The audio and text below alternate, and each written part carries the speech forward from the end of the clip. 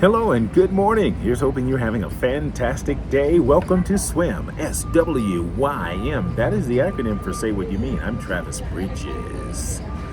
Say what you mean? Are you saying what you mean? Why is it important? Because words have power. What you say has the ability to manifest. What you think is even more important. Come on, man. You have to agree with me. If you don't, just take my word on this one, okay?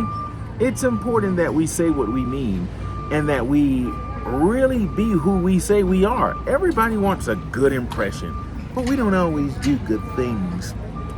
That's why it's important to say what you mean. If you're saying what you mean, you're actually being who you say you are and what you represent and stand for. With that being said, I have 2 points I want to make, and they are a part of my therapeuterizing sessions. This is therapy for me, and I like to come on and share my thoughts. Sometimes it's vulnerable, sometimes it's personal, and maybe even private sometimes. But we overcome by the words of our testimony. So when I come on, it's not to bore you or to just talk about myself.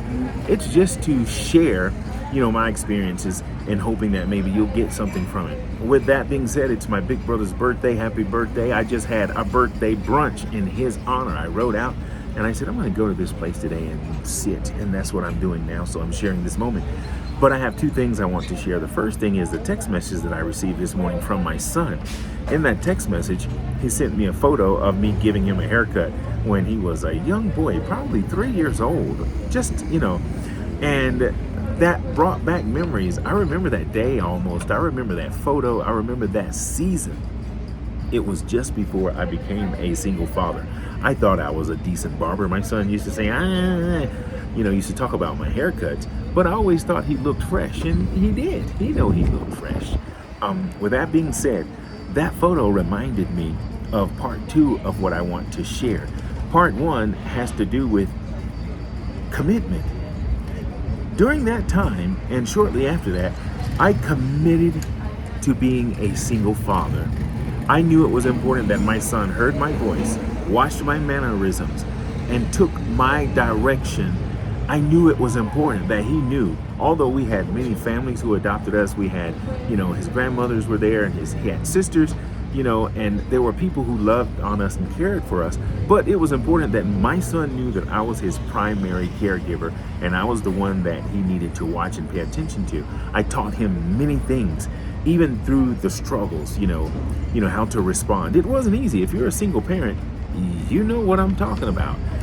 But I know for certain it was my original commitment of ensuring that I was a dedicated and committed single father. I wanted to make sure my son knew he was loved, cared for, and protected, and that he got direction and instruction that would cause him to be who he is today. I'm very proud of him when I think of his life and everything that he has accomplished, including marrying and his high school sweetheart and just, everything. I have 2 beautiful grandkids, and his life is what I think is great. He's productive in society, and I'm not going to take credit. I'm going to thank God for giving me the ability to ensure that he initially got what he needed. What he did later on was up to him, but I know the importance of having that, grounding position as a, child. If you don't have both parents, at least having one parent that can direct, instruct, and set order. With that being said, it brings me to my main point, which is truth. Truth.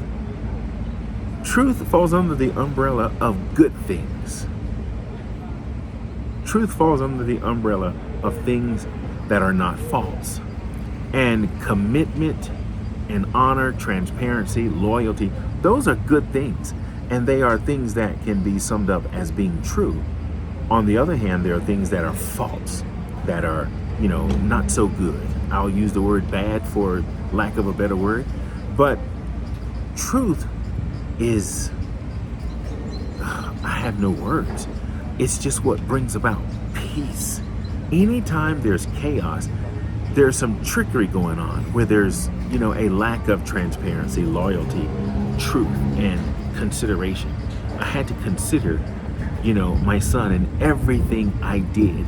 And I had to be true to myself and who I was. Was I perfect? No. Did I do everything right and good? No. But for the most part, I made it up in my mind that I was going to be dedicated to being a good father and that I was going to be there. And I'm proud of, the accomplishments I made. Again, no, I wasn't perfect, but I'm okay with, those results. Which brings me to my closing point. Truth and false. If you're a good person, if you have a good heart and you have good intentions, keep doing that. If you make a mistake, acknowledge the mistake, fix the mistake, and make sure it doesn't happen again. No one is perfect. I said that the other day.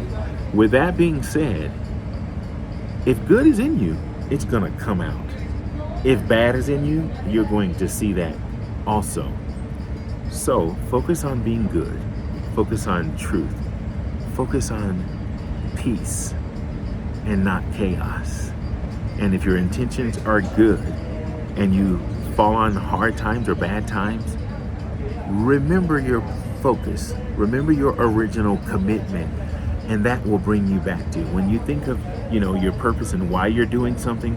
It always has a way of grounding you, because we're going to have trouble. We're going to have trials and tribulations. We're going to have what we call bad days. But even in the midst of bad days, if we remember what our purpose was and our original commitment, we can always get ourselves through situations. With that being said, I hope you got the point. Find someone you need to say, I love you to. Don't just say it. Show it, mean it, let it be true. And remember, it's not going to always be received.